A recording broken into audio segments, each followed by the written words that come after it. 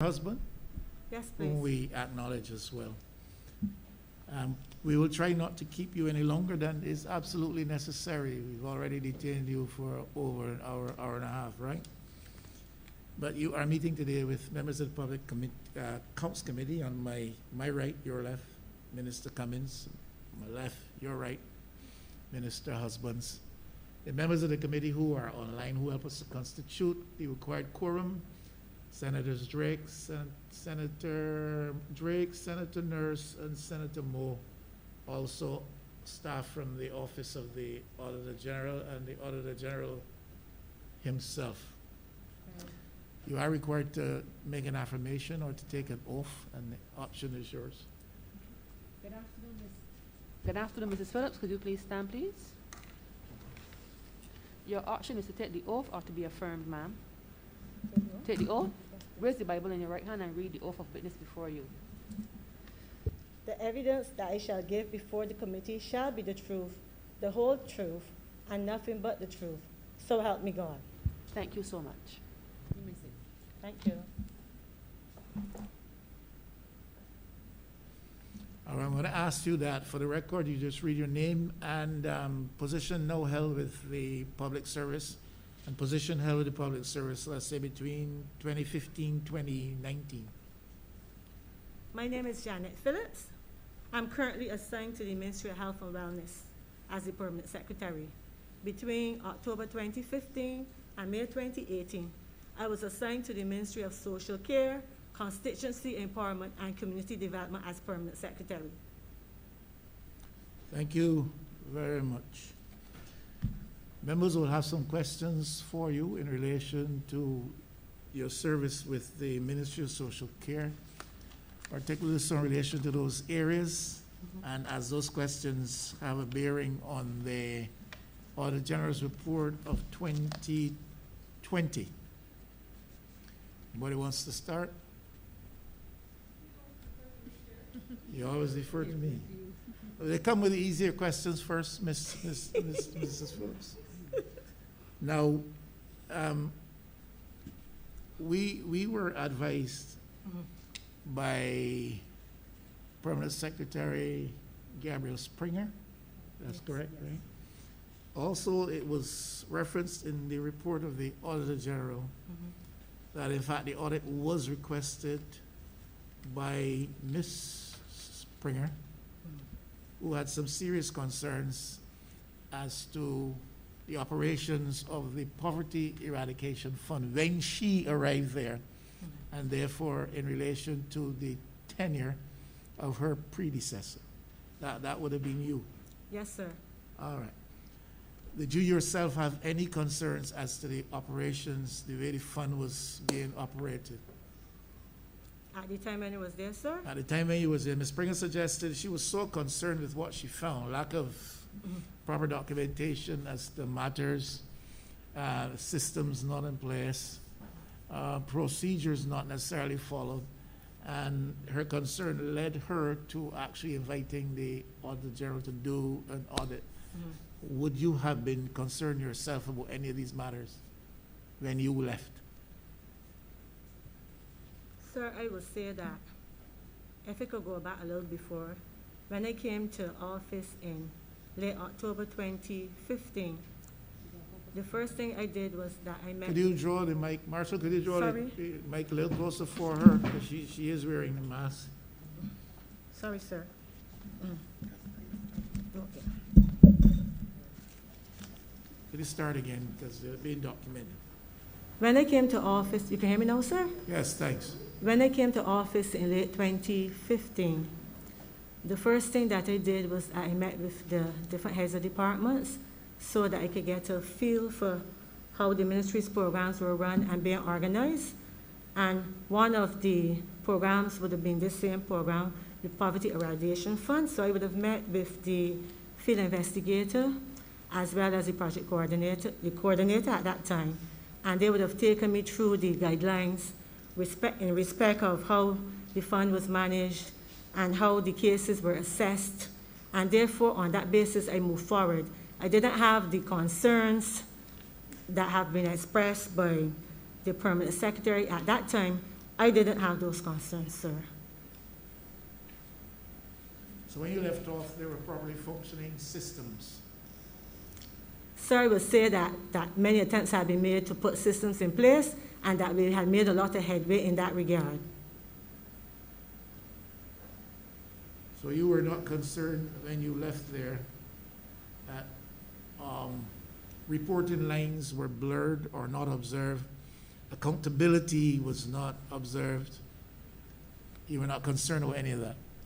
Sir, this is how I will respond. I knew the areas for which I had responsibility, and I knew the reporting relationships and the lines up to me. And everything that we did in respect of the fund came through me, so I can account for what I did, sir. Okay. And you would not have been able, at the time of your leaving, to have identified any reason why there should be the necessity for an urgent audit? Not at that time, sir. No, okay. Now, you did some disbursing of funds to Urban Rural Commission. No, sir. The fund didn't do that? No, oh, you said when you meant you as in the I ministry? mean the fund. Yes, sir, the fund did that. Are you in a position to do those kinds of disbursements? Sir, when I came, I found that we did. That's the tongue-in-cheek. You gotta be a little facetious. You said you thought I would addressing the question to you personally. So I would not have imagined that you were in the financial position to make those kind of disbursements. If you want to tell us that you were, go right ahead. Sorry, sir. No. So urban and rural would have benefited from disbursements from the eradication fund. Yes, sir. Were you happy with the way that setup operated? When I came to the ministry, that had already been done. I did hear that there had been concerns. Well, it was mentioned on about 2 occasions that there were concerns because funds had been dispersed, but that no housing had been completed. I never actually saw any reports or any files relating to the matter. It was not a matter that was discussed much in the ministry. Just I would have heard it in one passing comment, sir. But ultimately, would you have been responsible as the PS in the ministry? Ultimately, would you have been responsible? It didn't happen in my tenure, sir. It didn't. No, sir. I was there from 2015, October 2015, and I left May 31st, 2018. So this didn't happen in my tenure, sir. So it is prior then to 2015. Yes, sir. And no funds then were disbursed during your period of being PS there to the urban or rural? Sir, there was a case where there was a fire victim that was being dealt with by the Urban Commission. And because it was a welfare case, they asked the ministry, they didn't have all the funds, if we would assist in the completion of the house. I think the cost of the house was $80,000+, and an assessment was done, and it was agreed that we would help, and so we paid half of the money. I think it was over $40,000, so I think that was actually disbursed either during my tenure or a little after I left. And that was the only occasion that we would have had, I as permanent secretary would have had any relationship with the matter, because it came up as a case for us, and we reviewed it, and we agreed because it was an urgent matter, we didn't want the fire victims suffering any longer, and we chose as a ministry to give assistance to the tune of over $40,000+. Let me be sure I understand. So a poverty eradication fund allocated funding to urban and rural from time to time? Not under my tenure, sir, except for this one occasion, as is articulated in the report, so it would have fallen under when I was there. And so for that particular occasion, that $41,000 was dispersed to help with the case. So between 2015 and 2018, no funds went from poverty eradication to urban or rural? Not as only on this one occasion, sir. For no other occasion, sir, and that is documented in the report. You then therefore can't tell us what was it that PS Springer would have put a halt to when she came in 2018, when she succeeded you? Sir, I cannot tell you that. Our understanding is, at least my understanding, other members can clarify if I'm wrong. My understanding was that this fund has been in abeyance since the arrival of P.S. Springer as P.S. in that ministry, but was in operation prior to that. But not during my tenure, sir. Sorry? You say the fund was in abeyance, yes. As I say to you, her reasons for calling the audit, those were her reasons. As a permanent secretary, we have different perspectives on something. No, I'm just trying to get an understanding. My understanding up until you spoke just now was that the fund was in operation. It went into abeyance on instructions from P.S. Springer Yes, sir. when she arrived there. Well, sir, I cannot speak to it going into abeyance when she arrived. I don't know at what particular time it went into abeyance, but when I left, it was still operational, sir. Also, when you left, it was still operating. Yes, sir. So during your tenure, 2015, 2018, monies were transferred to rural and urban? No, sir. I said no, sir. All right, Minister Husbands, go ahead. Maybe sorry, you just get to clarified for me as you go ahead. Yes, just to clarify, from the report, most of those disbursements to urban and rural took place between 2007 and 2013. Between 2013 and 2017, nothing was disbursed. And between 2017 and 2018, one disbursement was made to 41,000. Which So is that's what PS which is would talking be the about. And one you she are spoke referring to page what? That is on page 62, Chair. 17. Page 62? Page 62 of the report, sir. Okay. That is above, is in the Yes. table. Yeah, I see it. 4.44. In the table. That's what she was trying to explain. Okay. Yeah, so it's only one. So it's not really a fund going into abeyance on arrival of P.S. Springer? Sir, I can't answer that. Because I'm not asking you to answer, I'm just saying, it's not a question of fund going into abeyance on P.S. Springer instructions.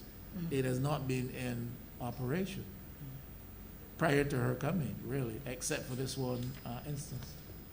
You aware of any issues with contracts entered into by rural or urban with funding given by the Poverty Eradication Fund, but those contracts not properly documented? Can you speak to any of those issues? No, sir, I cannot. All right. Yeah, Minister Husbands.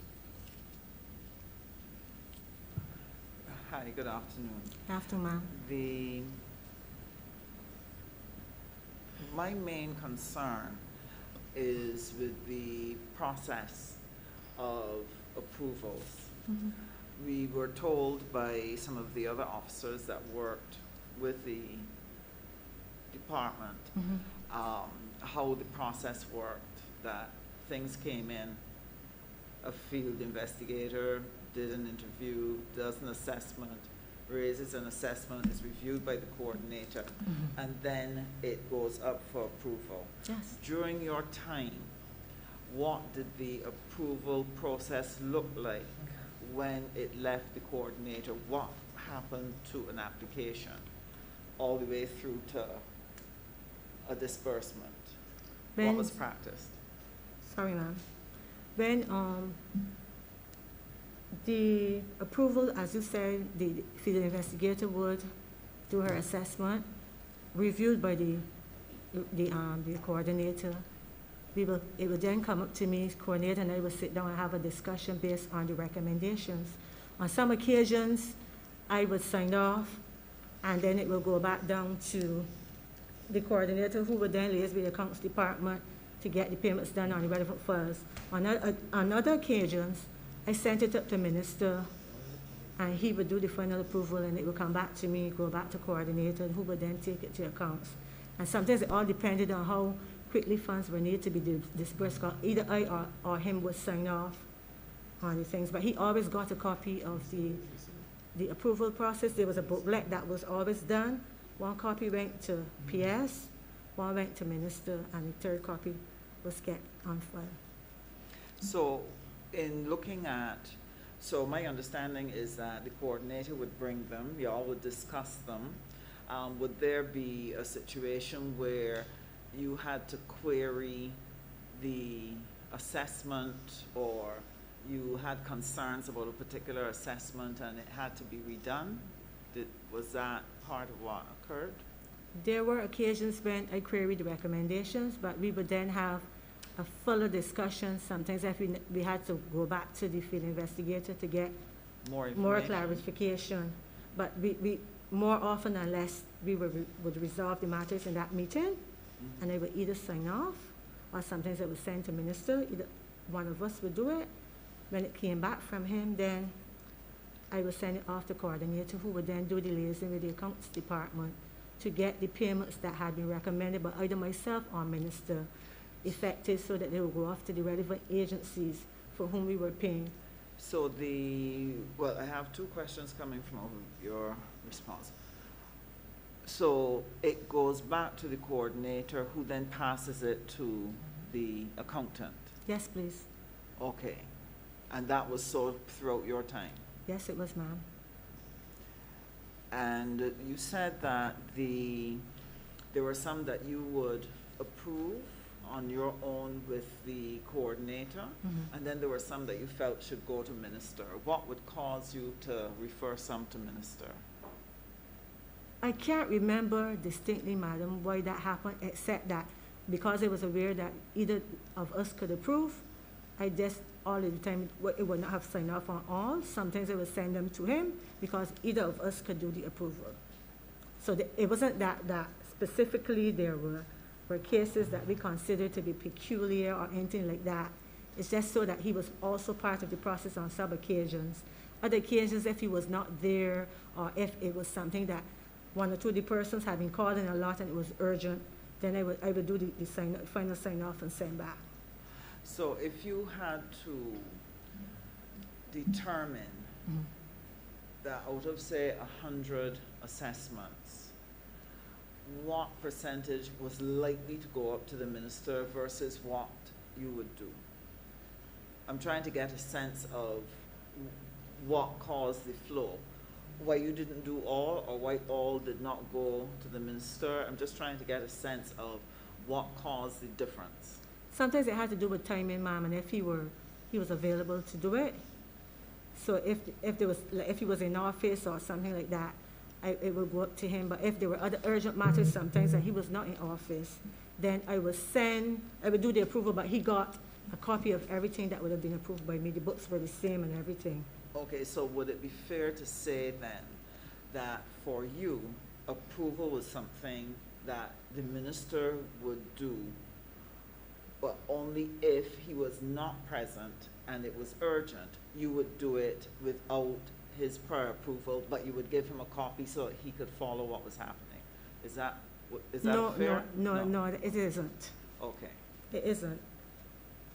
I think that when I look back at it, I might have done most of them. Okay. I think I might have done You did most of them? Yes. Right. So can you think back to what would trigger you to say, I think I'll send these to minister? I guess sometimes, ma'am, is that I didn't want him to be left out of the process, because there was a process that I came and found, and it was like respect to the office of minister. Oh, you were humoring him. I didn't say that, ma'am. Respect for the office of minister. Okay. Were there times when, the other question would be, if, for example, there was an application that you felt did not deserve it, would that at any time go to the minister, or he only received what you felt was approvable, was appropriate? If there were any times that I did not feel the application met the strict standard, I would put in the column, no, not recommended. Not right. And what would happen to it? And the occasions that they went to him, he was I've seen that as well, and signed off on it. So there was an issue where there were like a contention between us about my not approving something that I said not recommended. Okay. Were there any times when he may have overturned a recommendation for not approving something, that he would reverse it? Not as far as I can recollect, ma'am. Okay. Now, the record here says that there were 32 applications that were issued but did not have your signature, or, well, I shouldn't say that because we don't really know how many of the 32 were in your time. But there were 32 that did not have the signature of the PS and did not have the signature of the minister. How would something like that have occurred? Ma'am, I when I saw it in the report, it shocked me. I don't have an answer for that, ma'am, because the process was either approval at my level or the minister's level, and there was no room, as far as I'm concerned, for any other level of approval. So you cannot account for why the accounting person would have issued that money without your signature or the minister's signature? No, I cannot. And based on the process that you outlined, would it be that the person at the coordinator level would have had to take it to the accountant, or was there another method by which an application would get to the accountant to be signed off that did not pass through you and your minister? I don't know how to answer that, ma'am. I can just tell you what the process was as far as I'm aware. I've never heard, it's only when I read the report that I saw about these abnormalities or anomalies to a system that I thought was working the way it was designed to work, with the level of approval being given at the level of the permanent secretary or the minister. Okay.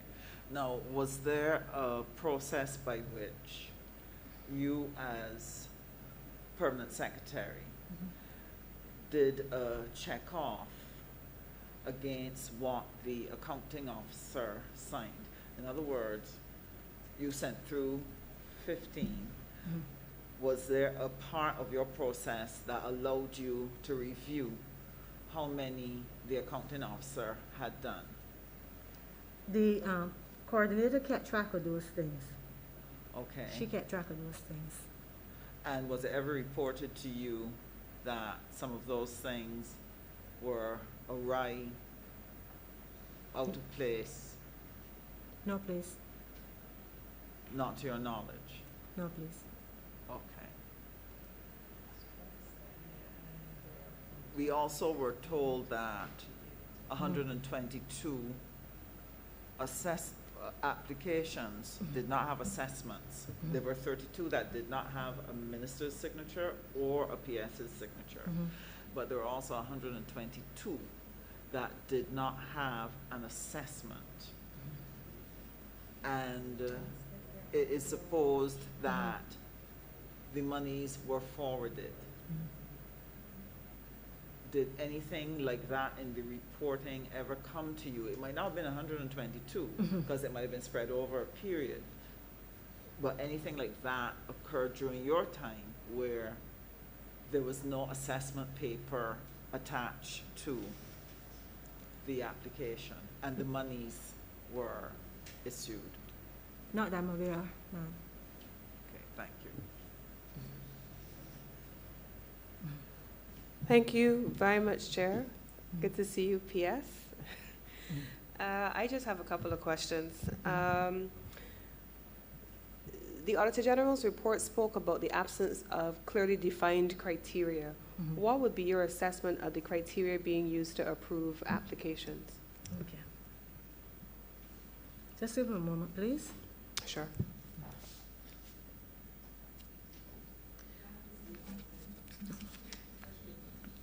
When I came to the ministry, there were guidelines that were being used to determine how cases were to be assessed. There was the per annum, the per capita income of the family, which at the time when the fund started up, was $5,503. But during the country assessment for living conditions study in 2010, then that was revised to $7,861 per annum. Assistance was supposed to be only done on a one-off basis. And it was written into the guidelines that we were not supposed to be dealing with persons who had accumulated debt at commercial banks, business houses, or payment of debt for non-essential utilities. But it was always stressed in the guidelines that the provision of shelter shall be treated as a special case. And therefore, those guidelines were used, along with the fact that you could not make a verbal request for help. You had to actually submit a written request, which had to be then followed up by an assessment. And all the funds that were used that were approved had to be paid directly to the agency for which there was an outstanding debt. That is the guidelines and the criteria that was used when cases were being assessed. So thank you for that. Is there a reason why you could think the Auditor General would have written in his report that there were not clearly defined criteria? Because what you just described there to me sounds like as if it's clearly defined. I don't know, ma'am. I do not know. All right, my follow-on question then is, on the basis of what you have just described, there was a section in the Auditor General's report which talks about questionable disbursements from the fund. One of those disbursements spoke to mortgage arrears, but you have just outlined, and Mrs. Hamlin, who spoke before you, about shelter being treated as a special case. Yes. Would you be familiar with the circumstances under which a marriage seminar and sponsorship of shows would have been benefiting from disbursements under the fund? Would you be in a position to advise what the criteria first would have been for those types of disbursements?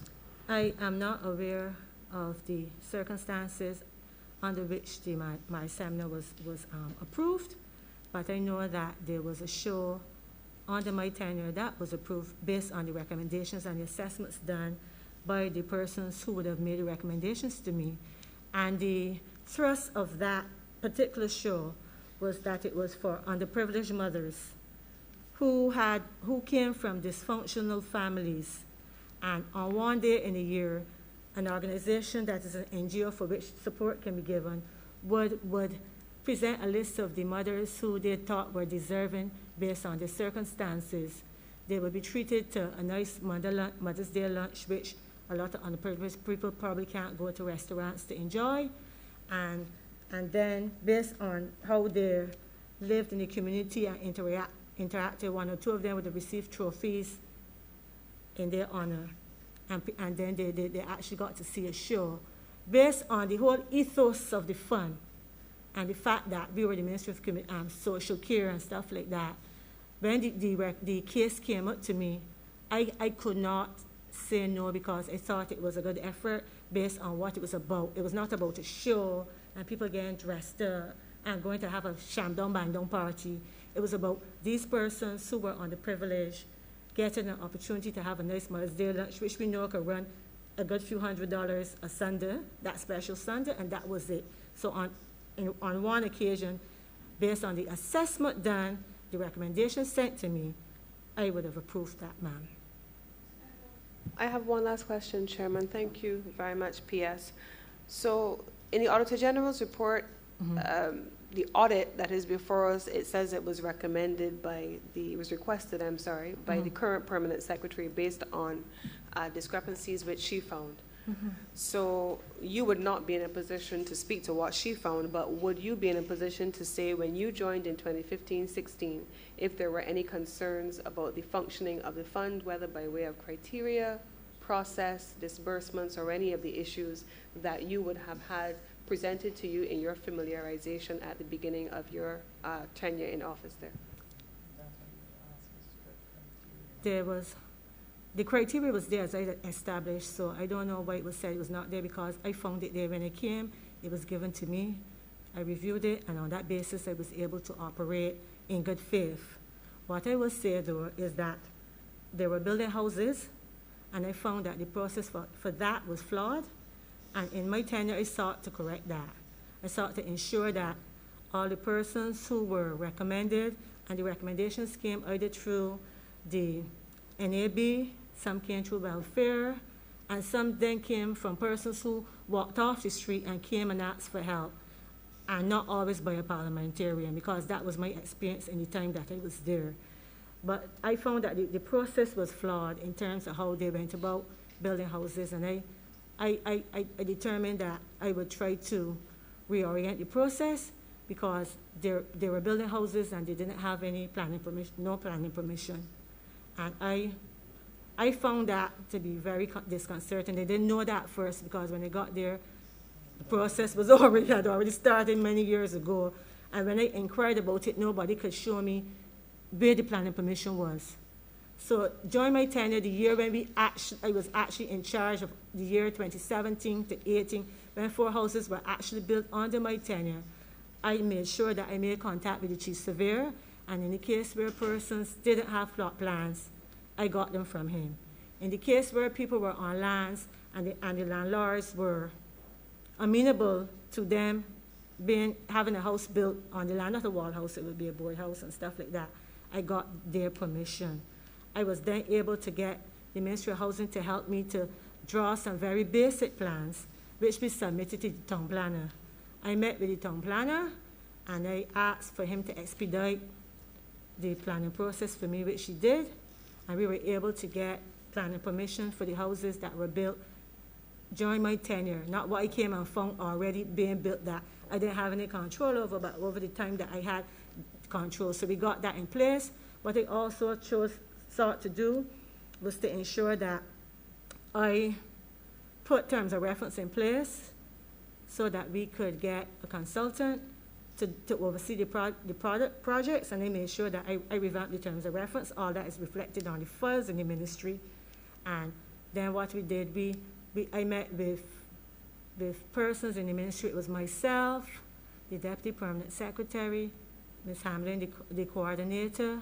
It was also the senior accountant, one person from the Ministry of Housing and Land, one person from the Ministry of Transport and Works, and we sat down and we developed criteria to assess who should become the new project coordinator, because we had sent out requests for proposals. I think we only got a response from 4 persons. We set up an evaluation committee, and we did the review of the process to the point where we selected somebody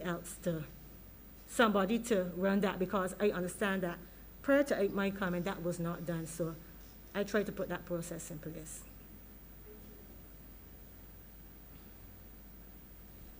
So you were saying that you had some concern that related to procedures such as getting planning permission, etc. Any concerns about any impropriety other than lack of observing proper procedure? No. But I found that an impropriety that we did not have planning permission, because the Town Planning Act binds the Crown, and as an agent of the Crown, I had to ensure that I had that process in place. Fair enough. The Crown should set the example. Yes, sir. Fair enough. I don't see any hands online asking for the floor. Minister Husbands, briefly. Just for clarity, Yeah. and for clarity of the record, Mm-hmm. I believe when we were speaking earlier, you would have indicated that there was only one house that you got UDC to build. Is it your, I assisted UDC in buildings, ma'am. sorry? I assisted UDC. It was a very victim, and it was a welfare patient, and they wanted to rebuild the house quickly. They said they didn't have sufficient Gotcha. funds, and we helped out. I Yeah. assisted the UDC in building. That's okay. That's not what I was referring to. I'm just trying to clarify, because people may not remember in earlier testimony that after that period, your unit took over doing your own building, not using UDC. Yes, please. Right. And that's where the 4 houses come from. Yes, please. Okay. Now, you said that you put a consultant in place. Who was that person? Mr. Knight was put in place. Mr. Kenneth Knight. And the process by which you were able to secure his services, how did you all go about doing that? We were, as I said before, we sent out requests for people to tender to do the work, requests for proposals. We sent out requests for proposals. We received either 3 or 4. And we set up an evaluation committee where we evaluated the qualifications and experience of the persons who had submitted the proposals. And at the end of the process, we had selected someone who was supposed to be the project coordinator. But the person who ended up being the project coordinator is not the person who we selected. I said the person who ended up being the project coordinator was not the person who was selected during the evaluation process. You want to further explain why that occurred? Because it was instructed to do otherwise, ma'am. Instructed by whom? By the minister, it was instructed to do otherwise. The person to whom it was assigned had put in a proposal? Yes, they had. Okay.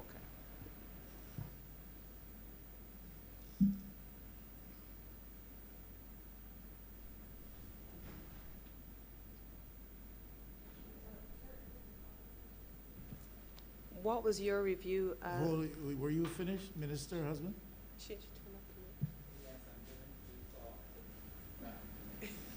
Sorry? I didn't quite hear the information. We'll come back to it because I didn't quite hear what the exchange. Go ahead. Well, I was following up on that. I think the question that was asked of PS was about the process of putting a consultant in place to manage the processes that we were just speaking about. The PS, I don't know if you want to repeat what you said, which was that there was a tender, an expression, request for proposals which was issued. Expressions that were invited to be submitted. There was an evaluation committee which reviewed the submissions, and a recommendation made for an appointment to be made on the basis of that committee. The person, whoever subsequently became the consultant, was not the person recommended by the evaluation committee, but the PS was instructed by the minister at the time to appoint someone different, and that person had submitted a proposal, which meant it had been evaluated, but they had not been selected by the committee. That's what we are following up on. That's what you said? Yes, sir. Yes. Not as eloquently as minister, but that's what I say. I'm summarizing you, PS. So I just want to be clear then, on the basis of what you have just said, what was your assessment of the performance of the person who then subsequently was contracted, and did they deliver on the stated objectives that were required of them? Yes, they did. Okay.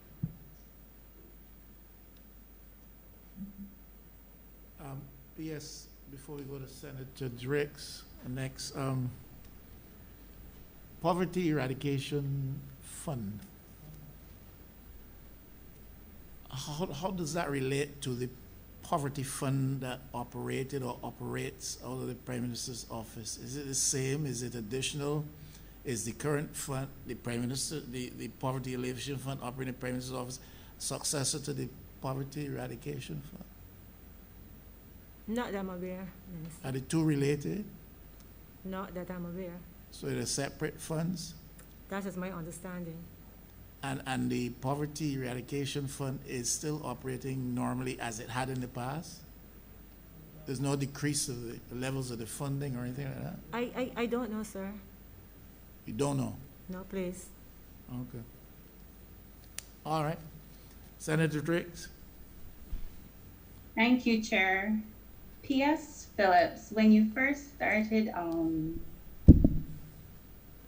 your assessment of what happened in the ministry, you said that you did not disperse any monies to RDC, and there was a one payment through to UDC based on the case related to the fire victims.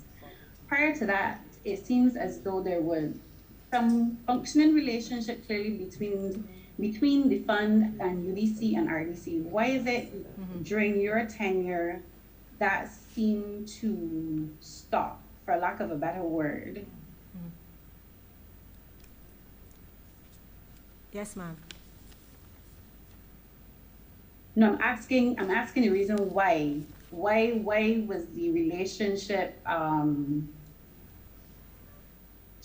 don't want to say strained, but clearly you said that, you did not disperse any funds to the two entities. I'm just wondering why did you come to that state of affairs between yourselves and UDC and RDC? Well, I was not the PS when the relationship was stopped. All I heard based on one or two conversations is that they were not delivering on time what was required of them. So during your tenure, the only request that came to you from UDC was in relation to the $41,000 that's outlined in the Auditor General's report? Yes, please. Okay, so it is more than a case of the UDC and RDC not requesting funds through the fund, the Poverty Eradication Fund, and it's not necessarily that something alerted you to discrepancies happening at UDC or RDC that caused you to stop any kind of working relationship with them? The relationship was stopped, ma'am, before I even got there. Thank you, PS. Could you elaborate why that would have been so? No, I cannot because it was not part of the administration at that time. Okay, thank you, Ms. Phillips. Chair, back to you. Minister Husband. All right, Minister Cummings. Chair, I have a question. It's, however, not for PS Phillips. It is for the Auditor General. Is the Auditor General on the call? Mr. Trotman, are you still on? Yes, Chair, I'm still here. Auditor General, I have a query. It has actually troubled me throughout this entire process. This report captures the period 2007 through 2019. And a lot of the statements that are made and a lot of the issues that are raised do not have a corresponding time period, which puts the committee in a very challenging position to ask witnesses who are appearing before them queries that may or may not fall within their tenure. Is there a reason why the report is so sweeping in the way in which it is written that it does not define time periods based on the recommendations and findings you have outlined in the paper? Not really. There's an issue here though. We have basically two reports: a detailed report that we normally issue to the ministry, and then a kind of summary of that report that we have in the Auditor General's report, which would, for instance, not include names of entities and that type of stuff. I'm not too sure if that will help you. So if for instance, if the committee had wanted, let's say that we were talking about assistance that we consider that were not in sync with the mandate, we have the information that we could have given the committee if it wanted in terms of all the entities that we thought that would have had some assistance that didn't quite fit in.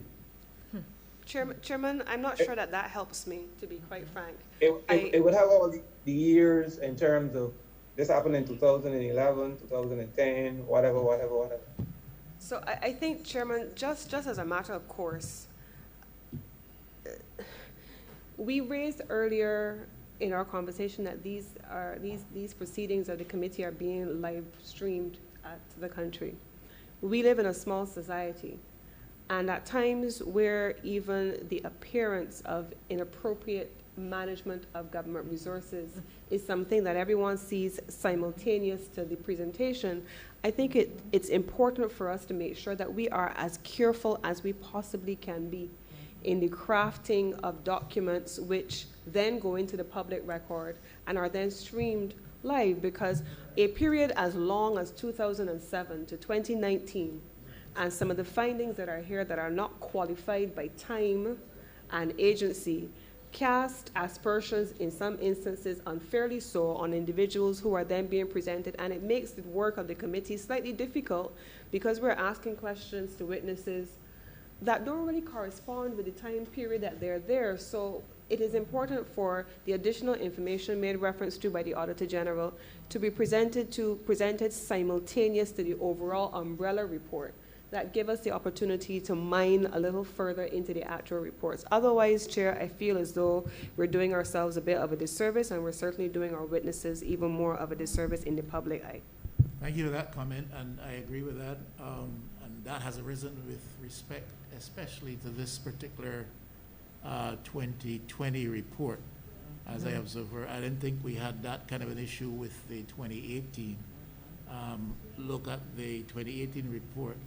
But I think that point is being made, and we'll have to see how we can better handle the matter going forward in terms of information which the committee receives and which is related to the Auditor General's report, while at the same time bearing in mind that these hearings do go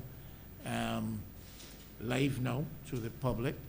And I respect also the position of the Auditor General that you have to be careful as to what information is provided. But I think I hear Mr. Trotman saying it's available if you want to have it. And I think the committee, as Minister Cummins is suggesting, should have the benefit of that. And then let's use our prudent discretion to determine what we allow for public consumption. So I think that can help to improve the situation. Did you have a further question, Minister? I just want to add a comment to what you're saying, that therefore we would appreciate a breakdown of the cases. There were 300 and something cases that were assessed, 122 that were not. I think we'd like to know the time frames for that, as well as the ones that did not have the ministerial or the PS approval.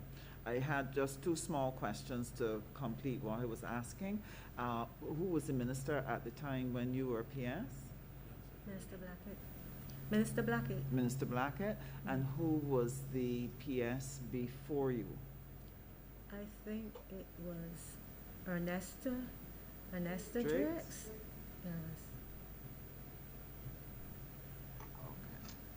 And who is the accounts person that would have signed off on the dispersals during your time?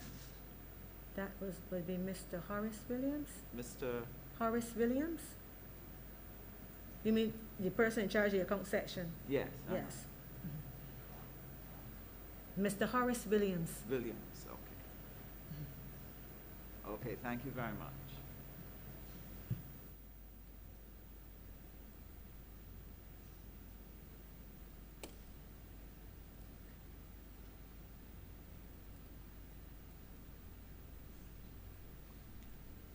I don't see any further hands. Any further word, Mr. Trotman? Anything from you, from your office?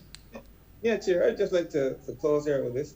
When we were conducting this audit, we had some challenges in getting relevant critical information from the ministry, even from some of the same personnel who would have given evidence. The first thing we wanted was the origins of the fund, basically. Was there cabinet paper? Who came up with the criteria? And we have not gotten that to know, actually.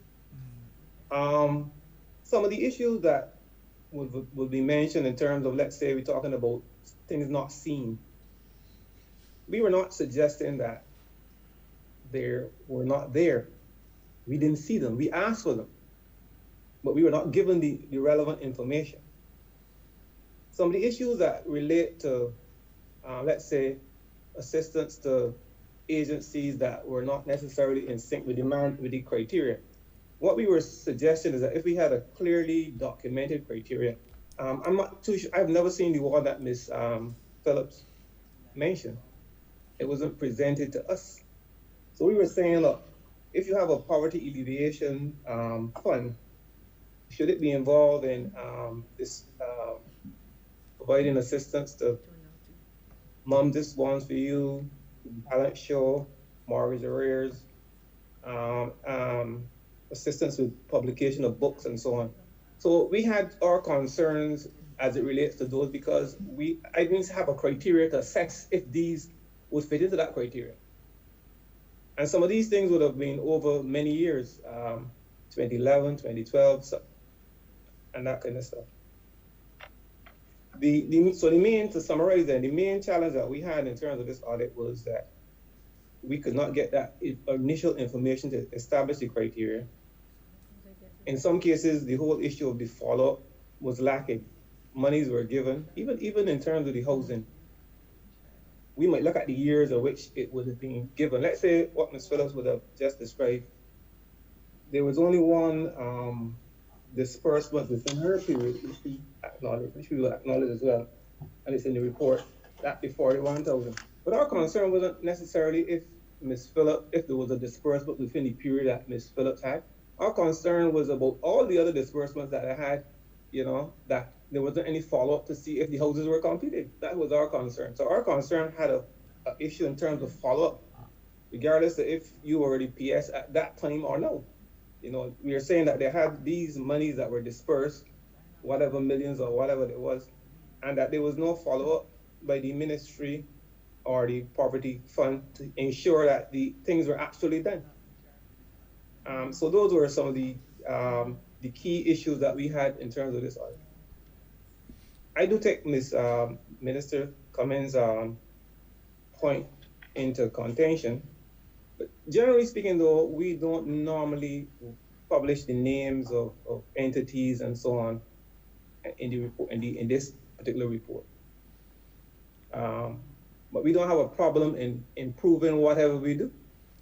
So if the committee wants that context, I don't have a problem with it at all. And we will ensure that going forward, the context is there. Perhaps the context might be there in the detailed report, but we'll ensure that the context is there for these reports. Thanks. Thank you very much, Mr. Trotman. Ms. Phillips, my final question, I don't know if anybody else has any other. What would be your recommendation for the improvement of the operation of this fund, if any, going forward? The guidelines are there. If you need to go back and review them to bring them up to date to 21st century, certainly, because in relation to an assessment of poverty, I realize that the $7,000 per annum is still not consistent to the current reality. The real value of money deteriorates every year. So to me, an assessment will have to be done again to ensure that we actually are more on point in relation to what is happening in today's context. I firmly believe that the work that was done in relation to the housing program was good work. I was able to witness actually going to houses that were completed under my tenure and see the expressions of persons and the gratitude that was there. I personally think that it was something that should be continued, but that's now out of my purview to be properly managed, ensure that a system is in place in terms of the management and oversight. And if there is need for further documentation, have the documentation. But I know for a fact that we visited the houses at different stages of construction, and we went back when the houses were handed over. I think it is a good policy, Minister, but I'm not sure whether it really belongs under the Ministry of People Empowerment and Elder Cares. It might be better placed in another ministry which has better resources and experience to deal with the matter.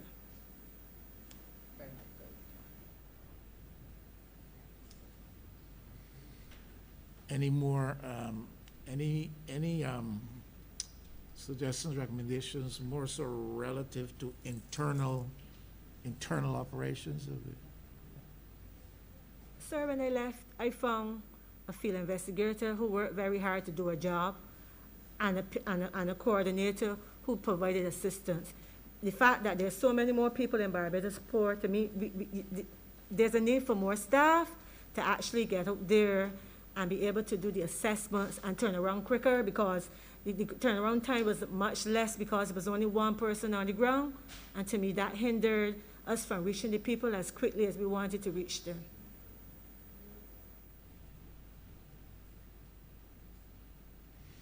I'm glad you mentioned that, because one of the things that came out in this hearing from others before you, and it's in the report, the length of time between a request for assistance, recommendation the assistance be given, provision of allocation for the assistance, and then takes years, decade, more, before a project is, so I thank you for that. Thank you, sir. Anybody else before we release Ms. Phillips? All right, I don't see anybody that's asking for the floor. Ms. Phillips, let me thank you, please, for coming to share with us and sharing with Certainly. us as forthrightly as you have. Thank you, sir. And let me wish you well. Thank you. And I'm told there are refreshments downstairs that you are welcome. We're good, sir. And your husband, We're good, sir. and Miss Jordan. And we will feel offended if you don't sup with us.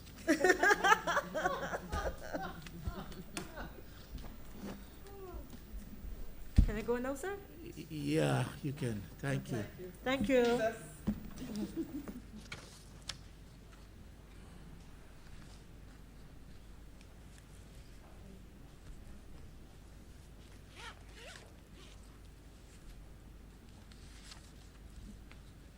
Well, following on from what Minister Cummings was intimating, more than intimating. Yeah, well, I hope they know that. Following on from what Minister Cummings was indicating,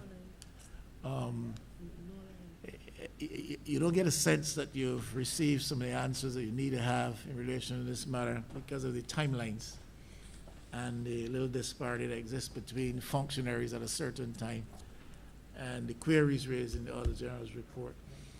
I still think we wanted to get a DPS, Deputy Permanent